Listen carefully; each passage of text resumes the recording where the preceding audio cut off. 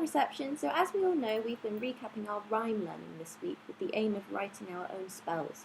What I thought we could do together today is reread Room on the Broom together, then have a go at coming up with some rhyming words of our own.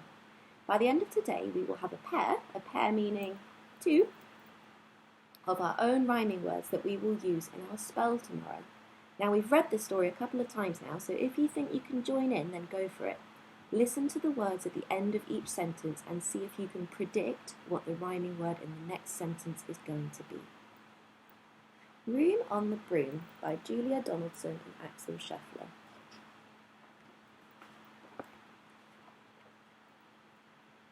The witch had a cat and a very tall hat, and long ginger hair which she wore in a plait. How the cat purred and how the witch grinned as they sat on their broomstick and flew through the wind. But how the witch wailed and how the cat spat when the wind blew so wildly it blew off her hat. Down, cried the witch, and they flew to the ground. They searched for the hat, but no hat could be found. Then out of the bushes on thundering paws there bounded a dog with the hat in his jaws. He dropped it politely, then eagerly said, as the witch pulled the hat firmly down on her head, I am a dog as keen as can be. Is there room on the broom for a dog like me? Yes, cried the witch, and the dog clambered on. The witch tapped the broomstick, and whoosh, they were gone. Over the fields and the forests they flew. The dog wagged his tail and the stormy wind blew. The witch laughed aloud and held on to her hat, but away blew the bow from her long ginger plait. Down, cried the witch, and they flew to the ground. They searched for the bow, but no bow could be found.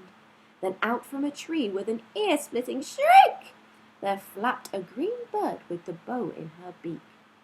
She dropped it politely and bent her head low, then said as the witch tied her plait in a bow, I am a bird as green as can be. Is there room on the broom for a bird like me?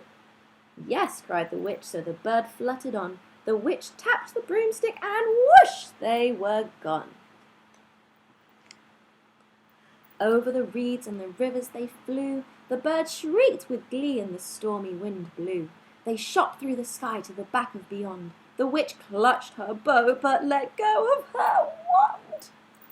Down, cried the witch, and they flew to the ground. They searched for the wand, but no wand could be found. Then all of a sudden, from out of a pond, leapt a dripping wet frog with a dripping wet wand.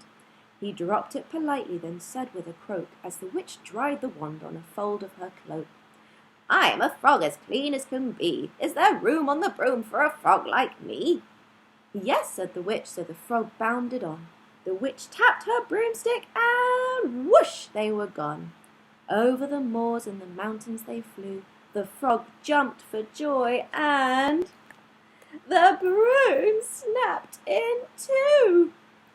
Down fell the cat and the dog and the frog.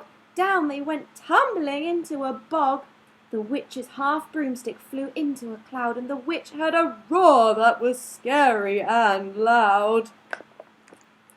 I am a dragon as mean as can be, and I'm planning to have witch and chips for my tea. No, cried the witch, flying higher and higher. The dragon flew after her, breathing out fire.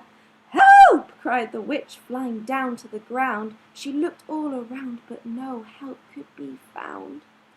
The dragon drew nearer and, licking his lips, said, maybe this once I'll have witch without chips. But just as he planned to begin on his feast, from out of a ditch rose a horrible beast. It was tall, dark and sticky, and feathered and furred. It had 4 frightful heads. It had wings like a bird. And its terrible voice, when it started to speak, was a yowl and a growl and a croak and a shriek. It dripped and it squelched as it strode from the ditch, and it said to the dragon, Buzz off, that's my witch. The dragon drew back and he started to shake. I'm sorry, he spluttered, I made a mistake. It's nice to have met you, but now I must fly. And he spread out his wings and was off through the sky. Then down flew the bird and down jumped the frog. Down climbed the cat, and phew, said the dog. And thank you, oh thank you, the grateful witch cried. Without you I'd be in that dragon's inside. Then she filled up her cauldron and said with a grin, Find something, everyone, throw something in. So the frog found a lily, the cat found a comb, the bird found a twig, and the dog found a bone. They threw them all in, and the witch stirred them well, and while she was stirring, she muttered a spell. Iggity, ziggity, zaggity, zoom, then out rose a truly magnificent broom, with seats for the witch and the cat and the dog, a nest for the bird, and a shower for the frog. Yes, cried the witch, and they all clambered on. The witch tapped the broomstick, and whoosh, they were gone. Thank you to those of you that joined in with your lovely story voices. I hope you did really well at predicting those rhyming words.